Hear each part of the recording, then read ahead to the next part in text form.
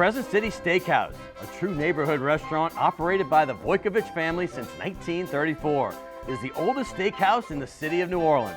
Serving only hand-cut, prime-aged, corn-fed beef for over 80 years, Crescent City Steakhouse has become a dining destination for both die-hard locals and adventurous travelers who seek traditional, timeless New Orleans cuisine. Crescent City Steakhouse, 1001 North Broad, on the corner of St. Philip, in the heart of New Orleans.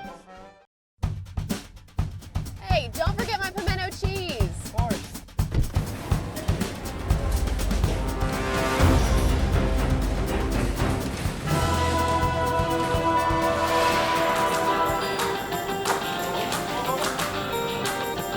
It's okay, I'll take it from here.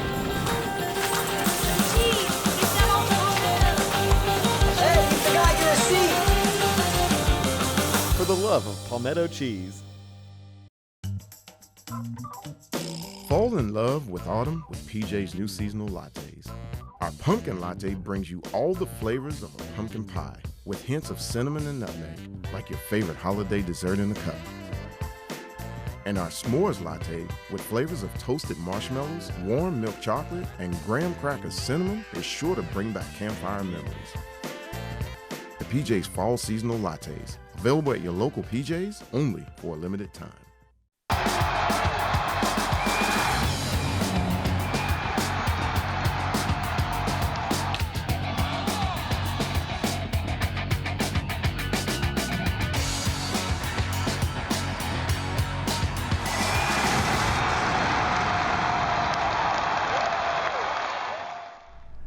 Good evening and welcome to Primetime Sports. Hey, it is that time of year. Are you getting excited? That's right, football season is starting this week. Hey, it's Labor Day. It's the last chance I got to wear white. So I pulled out my Miami Vice look, got the Saints logo right here, NOLA shirts, little Saints NOLA look. I love it. I can't wait for the season. It's going to be spectacular because the season is upon us. Labor Day is always a signature for that for college football. They had a week 0. I did a game in San Diego last week, but this is when it really counts. The big boys are playing. And, you know, let me say this. In my lifetime, I cannot ever remember a time when the LSU Tigers, the New Orleans Saints, and Tulane Green Wave together had these high expectations as a group going into a season. It's always one or two of them, but Tulane last year finished 9th in the country. They bring their quarterback back, and they're ranked going into the season for the first time. But let's start with the LSU Tigers because, listen, this is high expectations. Last year, Brian Kelly came in and took them to the SEC championship game, the Tigers, in his first year, surprising everybody with that guy, Jaden Daniels, at the helm. And they lost their first game against this week's opponent, Florida State, on a blocked extra point that they didn't get a chance to go to overtime. So that's going to be in their heads. This is a legitimate top 10 matchup with two legitimate Heisman Trophy candidates at quarterback, Jordan Travis for them, and the aforementioned Jaden Daniels for the Tigers. It's going to be exciting. Sunday night, the only game going on the entire country will be watching, that game in Orlando. So tune in. How about Tulane, though? They're looking for that Ole Miss game. Both those teams are ranked, and that's week 2. But week 1, look out. South Alabama, Saturday night, 7 o'clock. That's going to be a tough matchup. Last year, South Alabama went into UCLA first game and almost knocked out the Bruins in California. So this team will be dangerous. Tulane better be ready. And I think they will be. How about the New Orleans Saints? Today's cutdown day, man. Bradley Roby and Jalen Smith, two big names, were cut today. As of this taping, we don't know who else, but there's a lot of guys getting cut as we speak. Will Lutz, that's the big news of the day. He is traded to the Denver Broncos. That's right. Sean Payton got his guy. He brought him in here. He loved Lutz. I've never heard him speak highly of a kicker until he had Will Lutz, and he's got him again in Denver. I hate to see Will go because he made some big kicks for the Saints. And how about LSU native, LSU alum, I should say, Sha'Carri Richardson? How about what she did in Budapest? She won the World Championship. She won the 100 and the 400 by 100. And there's many faces of Sha'Carri Richardson. You know, she couldn't be in the Olympics because she failed a test and marijuana back a couple of years ago, but she is going to be a big-time Olympian coming up when they go to Paris coming up. We have a big show. I have Jay Johnson, the head coach from LSU baseball, national champion, and also a great LSU quarterback. His name, you know him. His name right now is my man, Herb Tyler. That's right. He is number 14. He has the best record of anybody in their first 30 games, quarterback in LSU. Coming up right next, right here on Primetime Sports. Can I tell you a cat joke? Just kidding.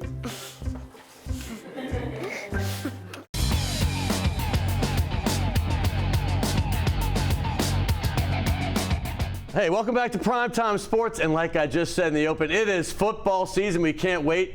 This is one of those seasons that all three teams, LSU, Tulane, and of course the New Orleans Saints, they have high expectations, all three of them. But right now we're going to talk some baseball. We're going to get into football a little bit later with LSU's Herb Tyler, who, by the way, won 25 of his first 31 starts for the Tigers back in the mid-'90s, bringing them back from the early '90s when they weren't doing so well. But right now, Jay Johnson, his first time he came here was 13 months ago. There was a flash flood. He still made it from Baton Rouge down to New Orleans. He came back about 7 months later, right before the season started, and then we had a Zoom midway. But I have not talked to him since I can say these words. National championship coach. That's right. Jay Johnson in his second season won the national championship. He was the national coach of the year. And boy, what a ride it was. They were number one much of the season, and then they fell a little bit. And getting calls nonstop. What's wrong with our Tigers? We're going to do it. This ain't our year. I was like, relax. It's going to be just fine. Things are going to work out. And sure enough, they worked out. It was what a magical run it was, all the way through the NCAA tournament, starting with the regionals, super regionals, and of course the World Series. But here he is, Jay Johnson, about 2 months later, national champion, coach. Hey, Scott. How you doing? How you been, man? Good to see you. I'm doing great. 13 months ago, you sat in this chair. You came, first time I met you. Now, when you look back to that and you go now, any dreams that this could have been the case? I know you said you wanted to win a national championship, but did you really think it could happen this fast? I did. Honestly, when I accepted the job, I really believed that 2023 could be a season where we could contend, for a national championship. And what we did was we worked extremely hard. I'm super proud of the development of players that we had for a second year. And then we recruited the right pieces around them, obviously with, Paul Skeens, Tommy White. Just an incredible team that was so consistent from start to finish. Yeah, I remember I was with WWL and I was not hosting, but sometimes I'd chime in with Bobby A. Bear Christian. And I remember just thinking, this man is as organized as any coach I've ever been. You don't waste any time, any moments. When you go through the summer, and last year in particular, and then going into this year again after you won the championship, what's your first thought about the next season? Yeah, you start having meetings, with your players to get them off campus and get them to summer ball, and winning it this year was no different. So we won the game on Monday night. We celebrated in Omaha. We flew back on Tuesday, had an unbelievable celebration at the box with all of our fans. Honestly, it was one of the greatest nights of my life, to be honest with you.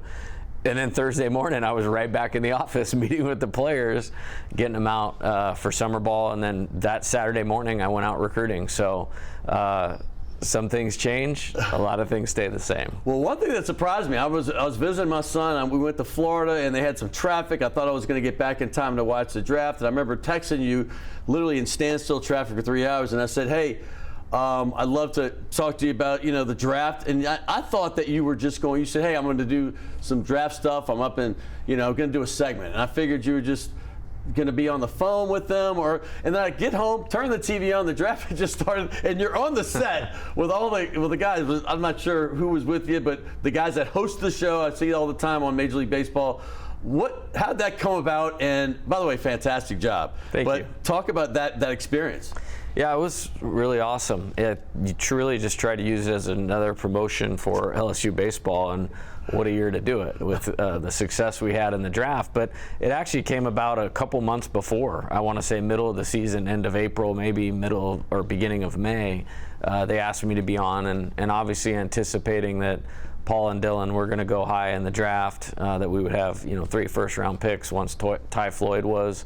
So it was a great experience, and really, really honored to do that. I love that you said promoting LSU baseball, because it's become an art with you and your players after games. Guys like Tommy Tanks, who's sitting there, hey, I wasn't here last year, and look at this is amazing. LSU's the place to be. Is this something that's conscious? Do we talk about this going in? Because they all just seem so happy to be at LSU, and they're all promoting it, like looking maybe for that next guy that may be considering a couple schools, and they're saying if you're a good player, you want to be a place that they win championships, this is the place.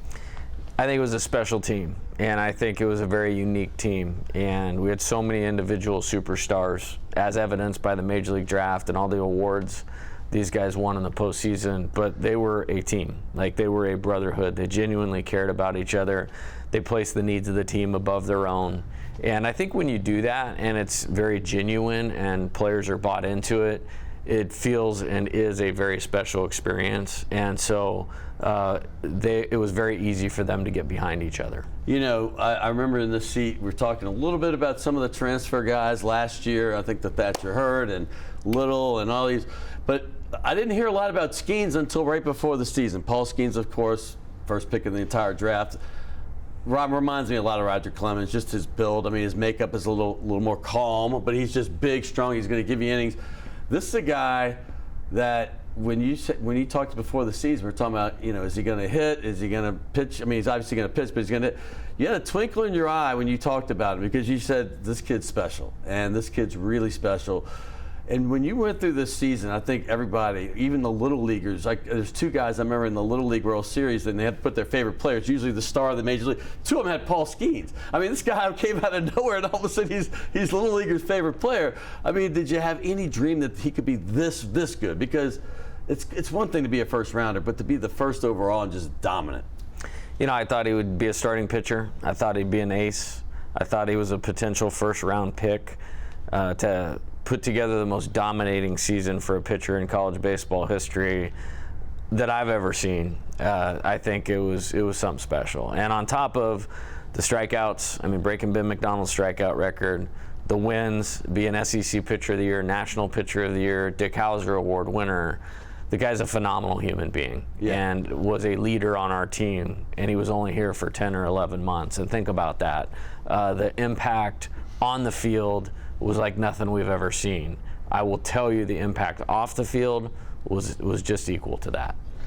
I mean, when you talk about that leadership from the pitching mound, then you talk about Dylan Cruz, because everybody knew what he was going. It's hard to produce when everybody's expecting you to. And this guy just did it game after game. He had this incredible on-base streak, being on base every game. That's almost impossible to do. And he did it. What's he meant for you as a coach at LSU? Yeah, I mean, he is the best position player in college baseball history, in my opinion. And I've said this before, maybe even said it on the show, you know, knowing I would have Dylan for 2 years, that was definitely a factor in me choosing to come coach at LSU.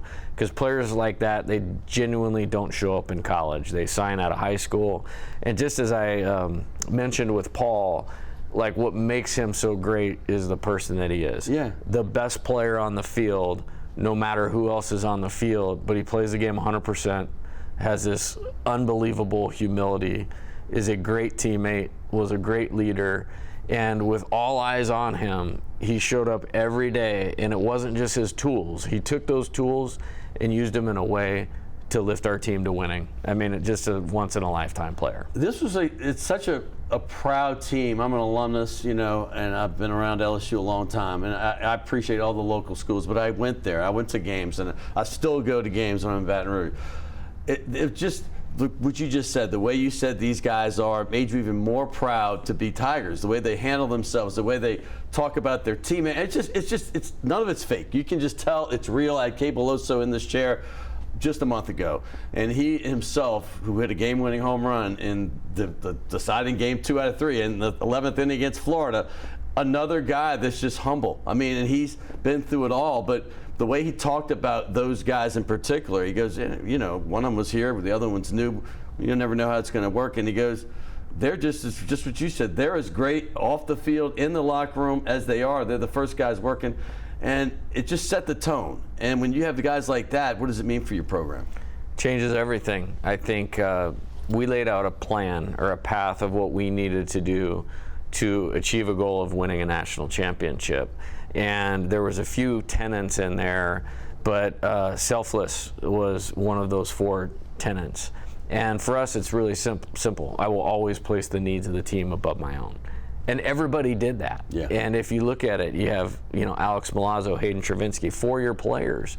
They weren't the starter at the beginning of the year, yet both of them just stayed the course, were ready when their numbers were called upon, and they were a large reason why we won the national championship. No doubt. The humility it takes to say, hey, this freshman, you know, beat me out initially, but I'm going to not be a distraction. I'm going to be over here. I'm going to be a good team guy, support, be ready when my number's called upon, and then actually get in there and function at a high level. Like, there's stories like that all over our team, and nobody ever let anybody get away from what the group was trying to accomplish. And that's a special thing. It's really hard to do nowadays.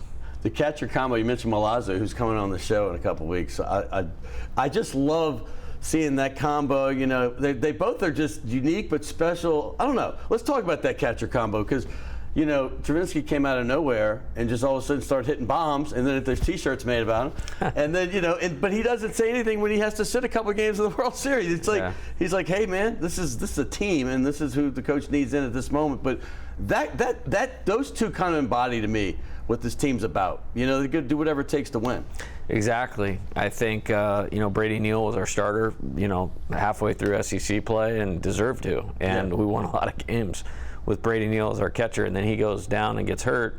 Then it becomes a two-man catching deal with Milazzo and Travinski. And both of them have had injury history here, and that they've had to really fight through that, but they persevered. They did that. They did what they needed to do. We really pitched well at times this year. Alex deserves a lot of credit for that, for being behind the plate. And then offensively, you know, we went to another level once Hayden inserted himself into the lineup, because now you're already dealing with Dylan Cruz. You're already dealing with Tommy White. You're already dealing with Trey Morgan, and then you're throwing Hayden Travinski in there, who's hitting a home run every 7 at-bats. Right. Sign me up for that. And so I'm really excited to have both of them back this year. They'll definitely take on a leadership role on the team, and both, you know, produced unbelievably well for us. I got to bring up Jordan Thompson, because this is a guy that was catching heat with fans. I mean, it's crazy. I mean, fans are so fickle, and it drives me nuts sometimes. But you know, he was obviously not playing up to his capability, but you know, you were steadfast. He's my guy, he's sticking in, and he came up big when it mattered. Yeah, I'm so proud of Jordan. What a great player. I mean, in my 2 years here, there's 2 players that have started every single game. Dylan Cruz, Jordan Thompson. Wow, okay. That's it. And I think about his 2022 season. He had so many clutch hits for us. And he played through injury, had a tough year defensively, but by the end of the year, played really, really good. We really went to work hard all fall, last fall. He was an excellent defensive shortstop all year long. Struggled in the College World Series, but I'll tell you how much I believed in him. It wasn't really hitting me like that he was 1 for 30 in the World Series. It's like, this is our guy. Our team wins and plays well when Jordan is in there. And there was never any thought about going in a different direction. And he got himself ready to play, you know, in that championship game. And there's stories like that all over the College World Series. I mean, Brad Cressy in 2000 was 1 for 13 and got the game-winning hit to win the 2000 national championship. Well, in that game, Jordan drove in the first run of the game for us on a 2-strike hit off of Caglione. There was no bigger hit in that game than Jordan, and then came up and drove in, I think was the 7th run at the time, made unbelievable plays, you know, in that game, and just a super, super player, phenomenal human being, and we wouldn't have won the national championship without him as our shortstop. Let me take you back to Mother's Day, a day you probably won't want to forget, because I took more calls on that Sunday night and that Monday. I felt like I should have been your agent, because they were like, dude, what is wrong with this team? And then the SEC, you know, those 2 5-4 losses. I mean, I'm like, and I kept getting calls. They go, and I said, listen, man, the best thing that ever happened is losing those 2 in the SEC, because we don't care about SEC championships. I remember Skip Bertman was winning SEC championships early, but losing the World Series. All of a sudden, he started getting 2 and out or 3 and out, and they started winning national championships. And that's what we said. We play for national championships. And people thought I was just talking. I said, this team's got the weapons. I'm not saying we're definitely going to win, but I'm saying we're going to win. And I wasn't 100% sure, but I felt good. I did, in a weird way. And then when that pitching came around, I want to take you back to that day. What were your thoughts after the 9-run lead? I guess it was Mississippi State, right? And then we lost. When you got home, was there anything broken at your house? You know, I actually felt okay. And I think we had been so consistent all year long. I think the average fan, and nobody has better fans than LSU, but I don't think sometimes they understand the different nature of baseball. Right. They also don't understand that SEC baseball is the most complete conference Unbelievable. In college sports. It's unbelievable. Not in college baseball, in college sports. I mean, you're talking about the previous 2 defending national champions didn't make the SEC tournament. Right, not even the SEC tournament, right. And so when I looked at our team, I mean, we won our first 7 SEC weekends. Yes. That's remarkable. It's unbelievable. I know. in itself. I said a lot on this show. And then, you know, we lost 2 out of 3 at Auburn. Right. By the way, who was a regional host. And then we lost the 2 out of 3 to Mississippi State. And if you break down that series, we 10-runned them on Friday night. Right. We took a 4-2 lead into the 8th inning on Saturday night and lost. And credit Mississippi State. They got some swings. They came back and they won. Now, Sunday was a tough game. We lost a 9-run lead. Right. And I can't ever remember that ever happening in my coaching career in college baseball. And it was a very offensive day. It was really hot. As I went back through that game, and I did that night, there wasn't a whole lot of pitching decisions that I went back and go, I would have done that differently. And so I just left it with, we got to find the right pieces. We got to get them in order. They're on this team. We had a good win on Tuesday, the following Tuesday against McNeese. We won the first 2 games at Georgia.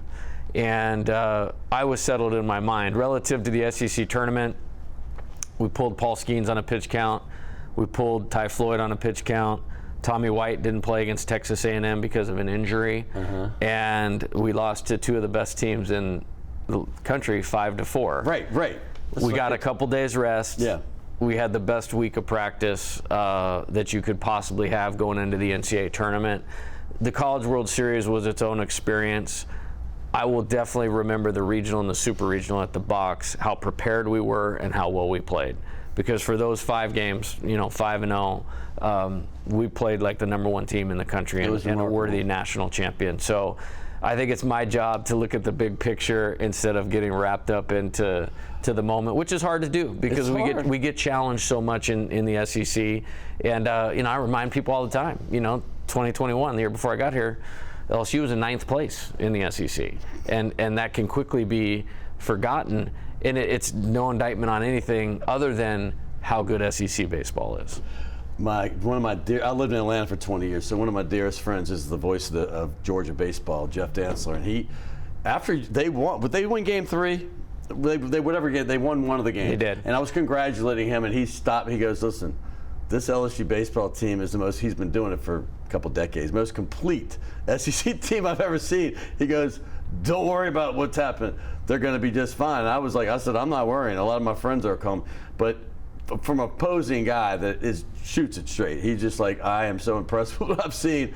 And but after that, he said, man, Omaha's just a tricky thing. Georgia's been there. I mean, this is, back in the day, not even that long ago, 15 years ago. But when you go to Omaha and, you had, I could go through it, Tennessee, Wake Forest Monday night, and then it's Tennessee again, Wake again, Thursday night, the most magical. I got chills just thinking about it. When you go through each day, kind of take us through that. And then you take one day off, and then you got Florida for 3 games. Yeah, 10 days of not looking up, to be honest with you. And what I mean by that is just really staying focused on the task at hand. I felt like I had to do that as the leader. Our team definitely did it. The thing about Omaha is very few things in your life, like you have this high expectation of how great it is and how awesome it's going to be, and then you get there, and then it completely exceeds that. Like the College World Series is, my entire life is built around the College World Series. You've said it before. And it's a special time. Really proud of how well we played opening night. The message going into opening night is 7 of the teams in the College World Series were not in the College World Series last year. So whoever handles the stage and the environment the best is going to be successful. Obviously, it helps when you have Paul Skeens. He goes out there and deals. Our team handled themselves beautifully. Get a W on the board. Prepared well for the next day. We lost a very good game, a 3-2 game. Unbelievable to the number one game. To the #1 team in the country.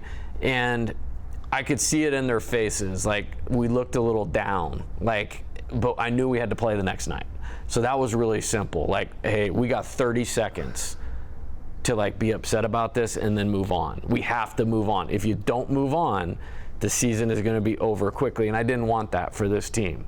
And I felt like we left the park, energized by the time we actually got to the bus. Yes. The next game, you needed a special performance, and Nate Ackenhausen's performance Incredible. against Tennessee was legendary. I say the same thing.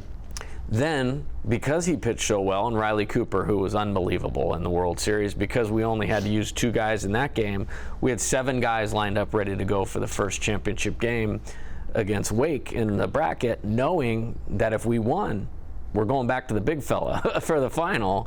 And when you look at, Javen Coleman, I mean, he came back off of Tommy John, in 13 and a half months. Never heard that before. Right. And then Griffin Herring. I mean, what a performance in that game. Unbelievable. For a freshman. You're naming all these pitching performances. Yeah, and then back to Gavin Guidry, who was spectacular throughout the whole postseason. Cooper finishes another game.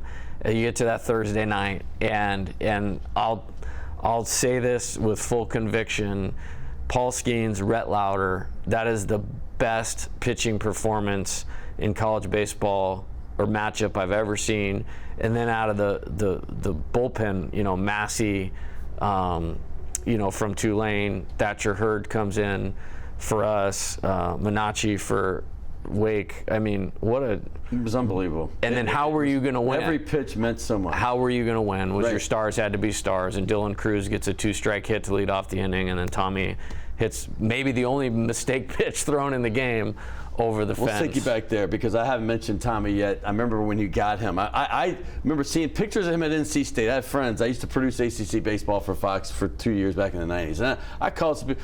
They're like, this guy's going to be a legend in Baton Rouge. And you could just tell his aura.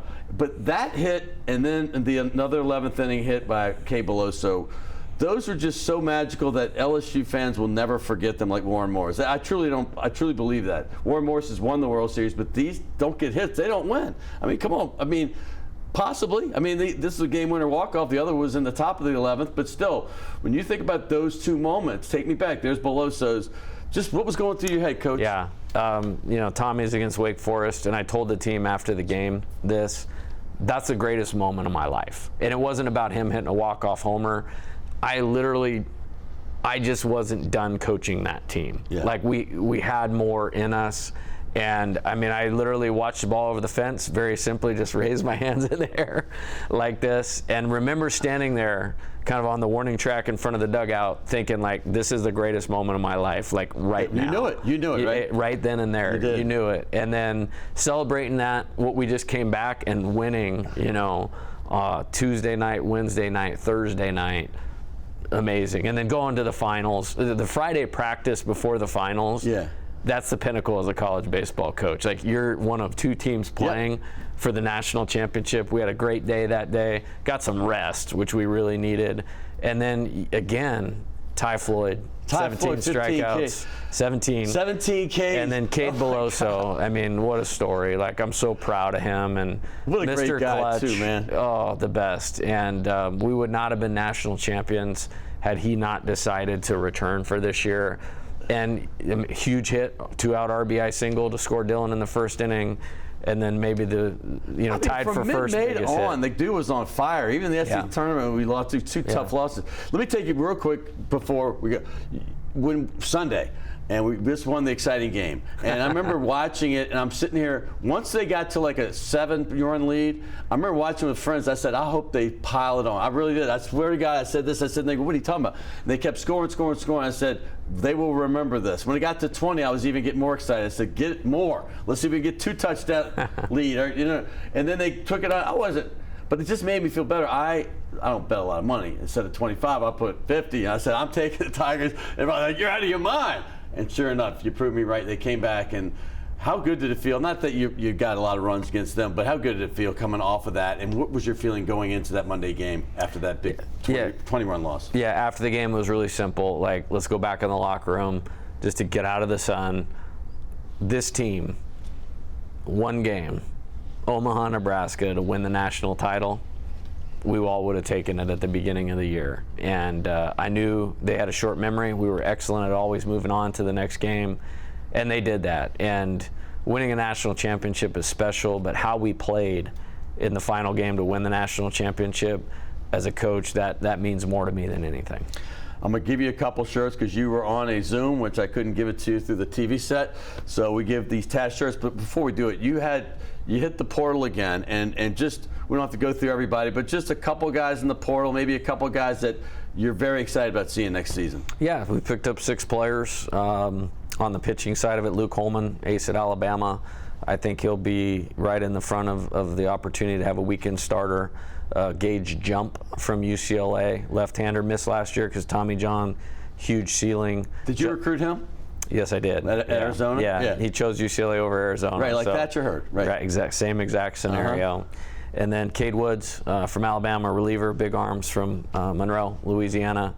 And then Justin Lohr, left-hander from Xavier, is really, really tough. And on the position player side of it, Michael Braswell, shortstop from South Carolina, and then Mac Bingham, who played for me for 2 years at Arizona, had 92 hits last year, hit 360. He'll be a great fifth-year player to have in our lineup. You know what? I love when you bring the Louisiana boys back, especially from Alabama, because I don't care what sport it is. You know we like beating that university, correct?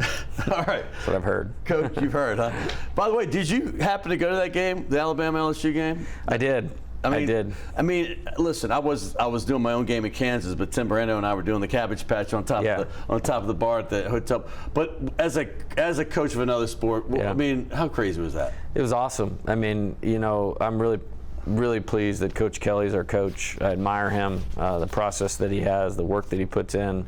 They're going to be very successful. I mean, our football fans should be super excited about this year because I think it's going to be a great. I had him on in May, and he reminds me a lot of you in a lot of ways. I wasn't sure the mix when he got here, and then after talking to him, we had a 37-minute interview. I just sat there and I'm like, okay, I get it all now. I get it completely. And he was fantastic, and he spoke highly. Y'all were actually in the middle of y'all's thing. All right, Coach, we have Mr. John Steakhouse, who's owned by Desi Vega. This is a great steakhouse here for you and your wife. That'll get you started over there. And we got a couple Taz shirts. This is a brand new. It's called Heather Chambray. I have a lighter blue than that, and I have a darker blue than that, but that's one in the middle, and then black. You know, we always look good in black. And here, we got a sign. You brought this helmet last time, and since then I've had 2 people. How about this? Your boy Kay Beloso, champs. And then this one's Mason Katz, who played 10 years earlier, who watched every minute of that, like the whole LSU baseball family. But, Coach, I want to thank you and congratulations once again. Thank you. Appreciate that. That is Jay Johnson, and hopefully we'll see him again right when the season starts, like he came this year. And I'm not going to say it's good luck, but I guess everybody that interviewed you was going to say that. Keep it rolling. Congrats, brother. Awesome. Appreciate Thanks, you guys. making the trip. That's Jay Johnson. Now we're going to get back to football because I have one of my favorite human beings. I had a bunch of father-son combinations on this show when I first started 7.5 years ago, and one of them was Bobby Hebert and his kid Michael Maudie was playing for the Saints, and his dad Rich Maudie. We've had a bunch, but one of my favorites is Herb Tyler, and his son Jay, who played at Stanford, was on the show. Herb was at LSU when they were not doing great in the early to mid 90s, and he got there. Once he got in that starting lineup, 25-6 in his first 31 games, and that team with Jerry DiNardo just rose to the top 5 in the country, and he was a big reason why, along with Kevin Falk, Cecil Collins, Rondell Milley, those great running backs. But here he is. We're going to talk about that team, and we're going to talk about this upcoming season because he also does the Tiger pregame for WWL. Coming up next right here on Primetime Sports.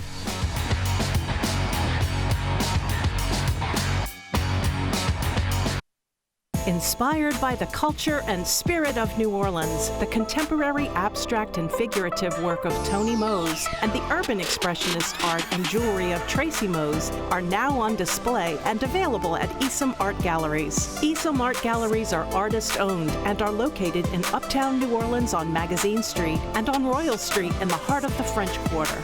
Esom Art Galleries, inspiration from the soul of New Orleans.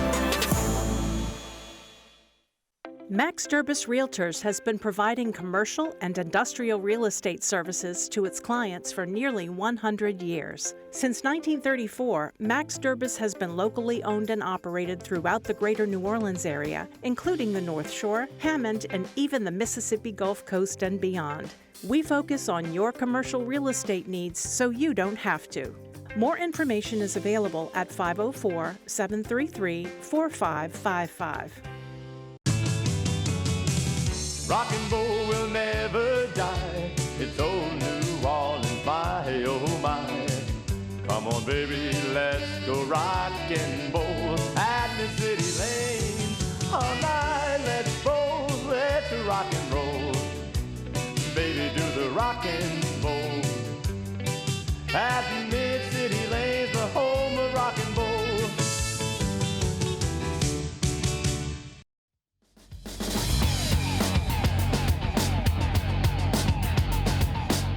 Hey, welcome back to Primetime Sports. It's football season, y'all, and I cannot wait. Listen, you know I love LSU, I love Tulane, and I love the Saints. But right now, we're going to talk LSU. We're going to talk about the past and a little bit right now because I have a quarterback from the 90s that started just about as many games at LSU as anybody ever has at that position from 95 to 98. And if you remember, I said it a little while ago at the end of Jay Johnson's thing, LSU wasn't doing so great in the early 90s. Guys like Kevin Falk, he came in 95 when he could have gone anywhere in the country. And I was doing a recruiting show in Atlanta and Nashville, and so I know Notre Dame, Michigan, Florida, Florida State, go on and on. They all wanted him badly. He came, but there was a quarterback that got inserted that ended up winning 26 of his first 31 starts, and it was magical. I mean, this team came out of nowhere. He came from Perry Walker right here in New Orleans and starting as a true freshman. And right now, he's doing some still LSU stuff. He's doing some pregame, Tiger tailgating show. That's right, WWL. He's doing that. So he's still part of the family. But all LSU players are always part of the family. They won titles in 03, 07, and of course in 19. And that whole family comes together, whether they're playing then, one of those teams, or before. It's an LSU family. Here he is. It's a starting quarterback. During the baseball era, they say. That's right. Herb Tyler, how are you, my friend? I'm good, man. Wonderful. Just enjoying life and trying to be a light to everybody and push some darkness out of here. That's it, man. You truly are, man. There you go. You truly are. You're one of my favorite people. And Thank you. You came on the show with your son, I mentioned it earlier, with Jay, who was a freshman at Stanford. And that relationship I watched, I got to call some of his Newman games. He broke some of the Manning records. And, you know, he and Kendall Bussey, they had just a beautiful thing going. And they went pretty far. But I'm just saying, that relationship with you and your son, tell me about that. Well, you know, my son is my light, man. He's something that, you know, I don't even have to think about on a daily basis. I just thank God for him. He and I have been really close ever since he was born, and we share the same common love for people, passion for football, a passion for Christ and God, and a passion to be the best.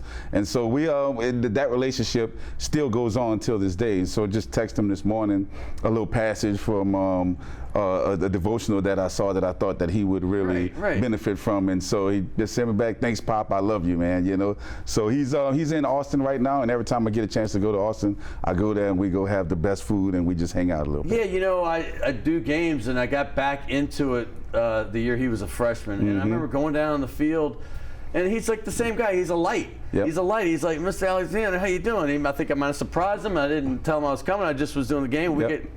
But he is that person. I just wanted to bring him up because he's a special human being and a phenomenal player. And I hope he has a great career in what he does. So let's bring it back to you. Okay. Man, let's take me back to 95 because listen, we all know the Curly Hallman years weren't great. You know, they had some moments of greatness, but they just weren't consistent.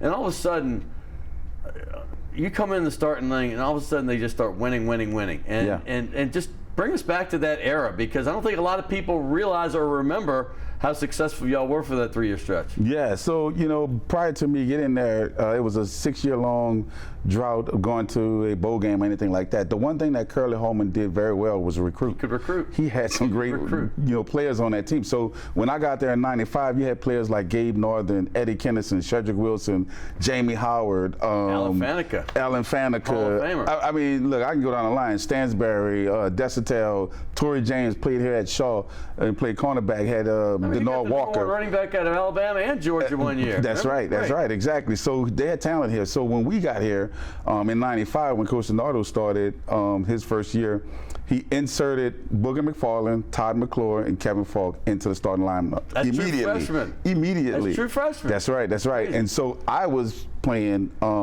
scout team, and still kind of, you know, trying to find my way, if you will. And first 6 games of the season, 7 games of the season, I was playing scout team, and I was just doing my best to destroy the #1 defense every day at practice. And so those guys would tell me to slow down. What are you doing, young buck? And I'm like, man, I'm trying to get a position. You have one. I'm trying to solidify myself. Was it like that, though? It was exactly like that. Wow, okay. You hear that at Saints camp in the early days when I was doing it, and they were like, guys were going full speed. They're like, hey, dude, I want to make this team. Well, in my opinion, I think they were saying that because they didn't know how to practice because of the 6 years that they were, or the years prior to. And I'm just a young buck. I don't know anything. I don't care. I'm just trying to get a position because I know that when I came from Perry Walker with Coach Larry Favre and Coach Charlie Crawford, they say give it 100% whether you're practice or in the game. Right. And that's all I knew. And I got to back up. I can't leave Coach Al Ott out of this at Nicole, who I played for as a junior high player. Nice. But in '95, that's what we did. We came in there and we kind of changed the culture. And then, I guess it was the 8th game of the season, I came in, we were 3-4 at the time. Right. And then we go and we rattle off a 4-game or 3-game winning streak, right? And we ended up getting in the bowl and we played Nick Saban in the Independence Bowl in 1995. Michigan State. I remember where I watched it from the Hawks press room with Arthur Trish, who was an LSU grad. Nice, awesome. Now, the other thing about that game is that Kevin played a phenomenal game and he was just on fire. Eddie Kennison was on fire as well. But let's go back and look at the team we played against in Michigan State. They had Musa Muhammad, they had Tony Banks at quarterback, and they were loaded. They were loaded. And so it was Nick Saban. No one, I mean, people knew about Nick Saban, but he was not Nick Saban at the time. Not at all. Very well coached team. Right. It was almost evenly matched, but we pulled away. I think we ended up winning like 45. Was that an impetus for like the next few years of success? I mean, having that bowl win? I think so. I think having the understanding of what it takes to get to that. Right? Because the following year in '96, we ended up going 10-2. Right. Which we felt like we should have went to a better bowl than the Peach Bowl. Right. But we lost to Alabama that year, who had Sean Alexander, and then we lost to Florida, who was the #1 team in the world. They were beating everybody by 40 points. They were literally the #1 team in the world. Right. I don't think the Saints could have beat them that year. No. Like literally, People these guys forget how dominant that Florida team was. You're right. We went there and we just got dominated 100%. Like there was no competition. I was whatsoever. in the stands. My kid was just born, and they were making fun of my kid. Like he had an LSU onesie. I was like, I will punch you out. That's right. Like for real. They're the worst. Yeah, you should have did that, but no, don't do that. That's not cool. But at the end of the day, that team was really great. We went 10-2, but we still kind of knew how far we were away from the top tier. Yeah, right. And so, but we were trying to, come into our own, right? So the second year of Coach DiNardo's tenure, my second year as a true freshman, went 10-2. We had some really great talent on it, and we did an excellent job. We ended up playing Clemson in the Peach Bowl, where in that game I was actually the MVP of that game. So we won 10-7, should have won 17-7, but Dave dropped a touchdown pass on me in the end zone. I can't believe he dropped that. All right. You remember that? Yeah, that's all right though. But that was a fun time too as well. That season was great because I think that season taught us that we could be really good. Yeah. But we still had one level to go, and we were thinking that, by '98 we should be on that level. Oh yeah, right. Because you bring in some players in '97 and you go from that point. But it was awesome. That '96 season was great. So I mean, when you talk about the '97 season, everybody remembers this one game. We know Florida, like you said, was demolishing everybody. They were 3 touchdown favorites. I mean, they came in. And then all of a sudden, I remember having a party at my house. It was in Atlanta, and I had Kerry Guglielmo with me, and he's like his family's a big alumnus. Back then it was not legal to pay the players, but he was one of the guys that helped them out. With a job. And so he said, Scott, what would you pay for an LSU win tonight? And I mean, we're all hoping, right? Of course we hope, but it's like Florida was literally beating everybody for 3 years, really bad. Yeah. And I said, you know what? I'd pay $1,000, and that's now I don't have $1,000 to pay, but he's like I'd pay $20,000 right now, and he's rich. I said you would pay $20,000 for a win, and he goes I would, and dude, I just watched it with tears in my eyes. Y'all just dominated from the beginning. The final 28-21 score was not as close as the game. Kevin Falk is on the cover of Sports Illustrated, and to me the Tigers were back because when I was in school with Hodson's years. We had a crazy, we were like 41-5 over that stretch from 84 to 87 or 88, whatever it was. But the fact is like, I said, they're back, man. And I want you as a player that was leading that team to talk about that magical night. Because some say it's the greatest night in LSU history. Yeah, so it actually started the week prior to, right? So it started that Monday, we started prepping for Florida that week. And Tuesday, we came into practice. And the first thing Coach DiNardo said in the team meeting, because we had team meetings and then we broke off to individuals and then we go to practice. First thing he said in the team meeting was, guys, we're going to cut back on practice time.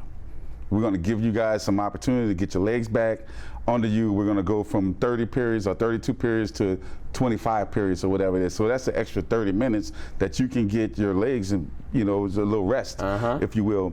And then on defense, they decided to go to this Chinese bandit, as they call it, defense. Right, like the old 58 team. Correct, where they would bring backups in to refresh those starters, and that destroyed Florida. They had no idea what was happening because they prepared for all the starters, but they weren't prepared for the second and third team guys that had never played, that were really talented, that could also rush the quarterback and get in your face. So I think that part of it was an unsung hero that people don't talk about enough.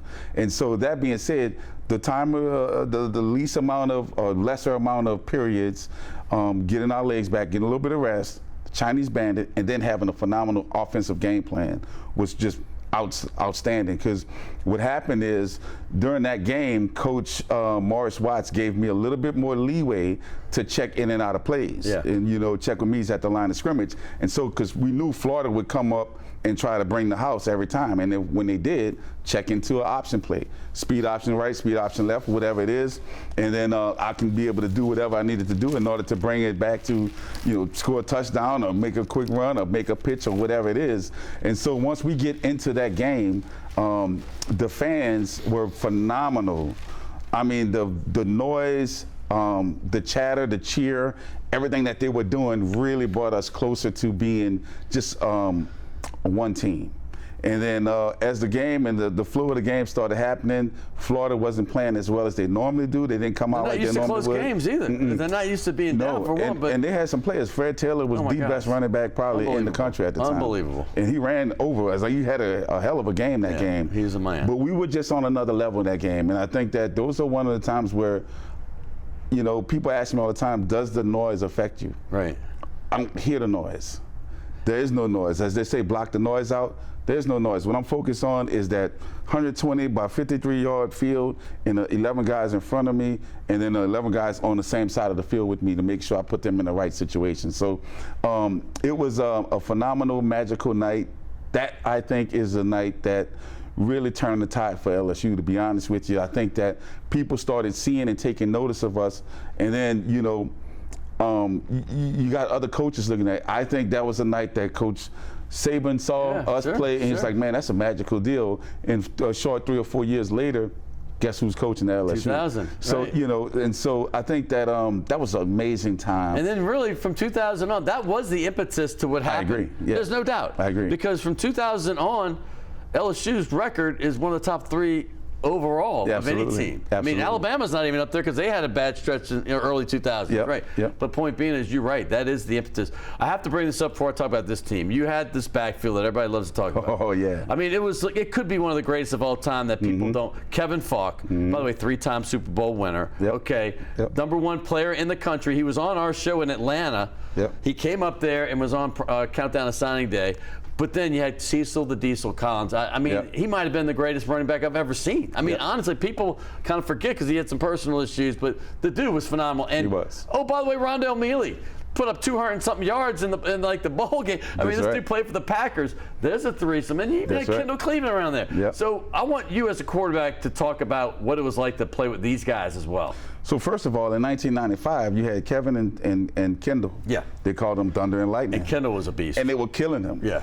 And then, come 96, Rondell joins the crew, right? Because Rondell was redshirted in 95. Yeah. So you get Rondell. So you had Rondell, Kendall, and Kevin in the mix. Right. And then all of a sudden, Cecil, I think Cecil came in 96, and then he redshirted in 96. But what he was doing is scout team. And what he was doing in scrimmages at camp was just unbelievable. Returning kickoffs for touchdowns. His early season game, his shoes came off and he ran like 200-something yards in one of his first games. Every game that he played in, he ran for 200-something yards and probably scored 1 touchdown. It's unbelievable. All 3 of them. And sometimes he had 2 or 3. That's right. Let me get to Falk real quick because I have to bring him up one more time. Falk is the all-time all-purpose yardage leader in the SEC. He broke a guy's record named Herschel Walker. And That's right. And by the way, I don't know if you knew this. The Patriots history, all-time all-purpose yardage guy in Patriots history still.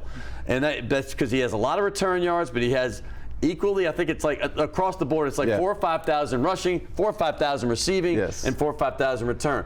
This is a guy, like I said earlier, he could have gone anywhere. What did he mean? Like you said, this is the impetus. He's a big reason why. Yeah, so you said it, Kevin could have went anywhere in the country. Yeah. Notre Dame, Florida, Florida State, Michigan wanted him USC, bad, yeah. Michigan, anywhere he wanted, They all he could wanted win. him, trust me. But Kevin is a Louisiana boy. He did not want to leave. Karen Crow, he still lives in Karen Crow today. Yeah. And when you talk about a light and a person that is absolutely lovable, he is that person. Oh, I love to hear And that. what he is also is a leader by example. He's not going to really tell you much or say much in the game, but his example of leadership is exemplified by the way he blocks, by the way he runs, by the way he cheers on his other backs that go in the game. Right? He's selfless. So all those kind of things. So you see that picture right there with him and Brady in it. Yeah. So I think this week he's going to be in New England doing something with Brady.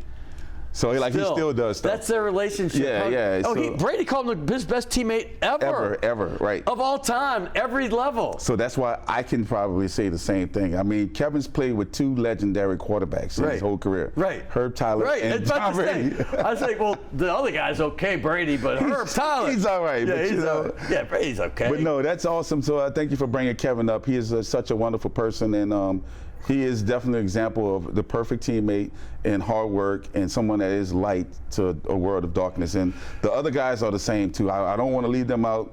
Kendall, Rondell, and Cecil, they all did exactly what they needed to do for LSU at the times that they were there. Hey, listen, you've been doing Tiger Tailgating show on WWL for years now, right? Yeah, it's been about 5 or 6 years at now. least. Yeah. But my point is, I love listening, coming back. But here's the thing: I want you to talk about this team.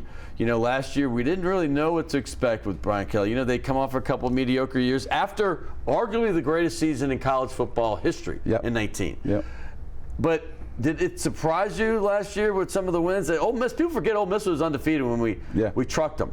Like, they were undefeated, ranked 6th in the country. LSU trucked them after getting beat by Tennessee. They came, and then Alabama. But I want you, as a guy that knows football, that was at these games, talk to me about this team.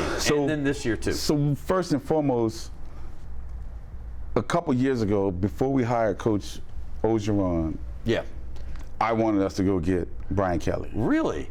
I've always been a Brian Kelly fan. He's always shown me From that. the Cincinnati days? Oh, yes. He's shown me that he can win anywhere with quote-unquote lesser talent, if you want to call it that.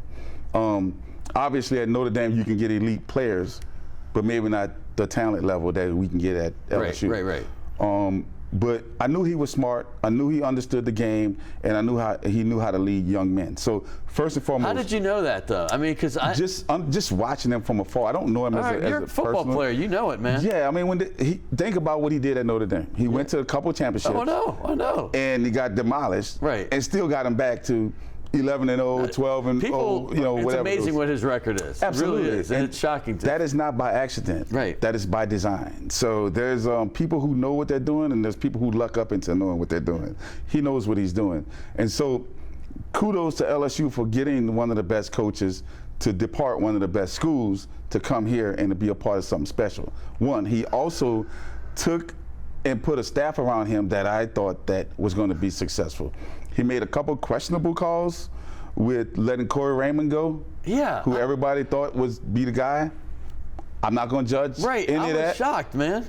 Everybody was shocked. But he knew what he wanted. But Saban did some of the same stuff. I agree, but he knew what he wanted. Because I remember the recruiting guy that got Jason Campbell would have been at LSU instead of Auburn. Yes. But I can't remember his name, but I talked to him a lot because I was doing the TV show. We would talk to all the recruiting coordinators. And when Saban came and let him go, we were all like, what the hell is he doing?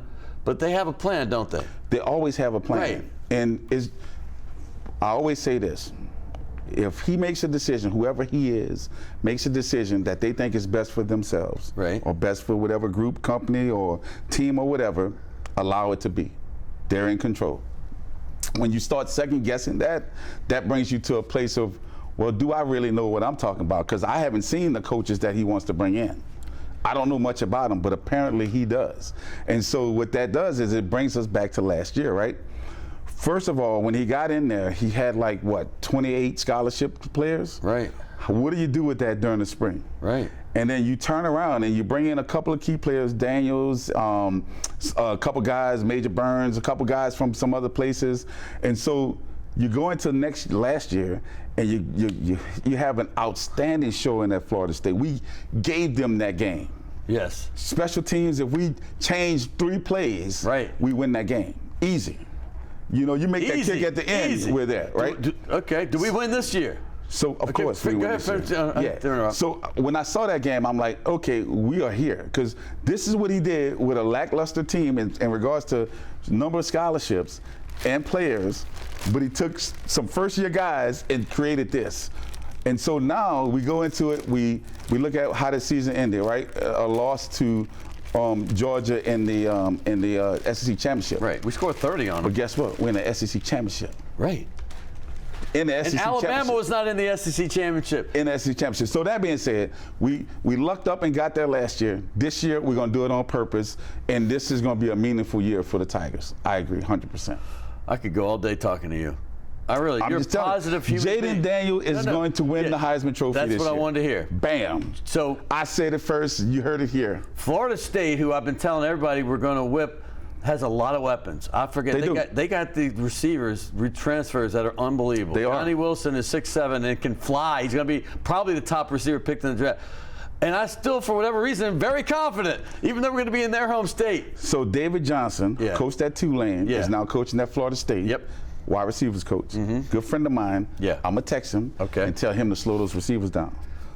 Slow them down, baby. Right. Slow them down. Because I think if we have a weak spot anywhere on defense, it's going to be at the cornerback position. Right. But, however, I think we have a great coach. We have injuries too, man. That's right. But I think we have a great coach in Coach House. Yeah.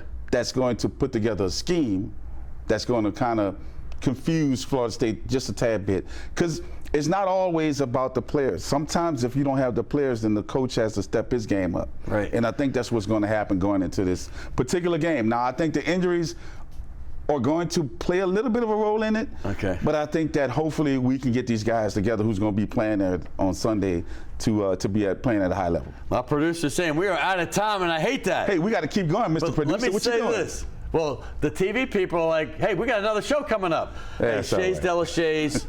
Awesome. That's on Maple Street, but you can go to the one on St. Charles, which is just Delachey's, and we give gifts, task performance. Once you put this on, it'll be your favorite shirt. Awesome. I feel that. I love it. That's like the bamboo fiber. That's hey, beautiful. you're going to be the first person, actually, the football player to sign that helmet. But I want to get you on this. This Brian Kelly was the first person to sign this particular LSU ball. I love We've Brian had some Kelly. legend. I'm all about and BK. yeah, since you love him, you sign right by him then. That's right. There you go. That's Herb Tyler, and we're going to put you on this helmet. You can be the first football player on this helmet. Jay Johnson just signed it. Kay Beloso signs on this. Mason Katz.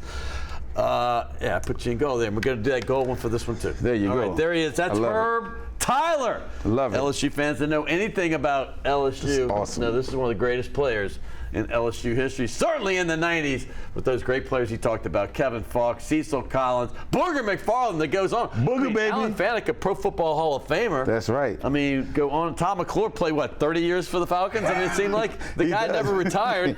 But there he is, Herb. Love you, brother. Scott, love you too, Appreciate man. Thank you for having me. Give Jay my best. Will do. I certainly, man, look, what a great father-son combination, and that's true love among family, and I've seen it. I saw you in the stands when I was calling the games for Newman. Great guy. Hey, LSU, Tulane, Saints, big weekend. Go out and support all your teams. How about Southeastern, Nichols, all the local teams? Let's get after it. Let's get some W's right here. Week 1. Saints don't play for another week. But I want to thank everybody. Will Hill, my producer. Daniela, she's not just an intern now. She is a PA. She's full-time here, I think.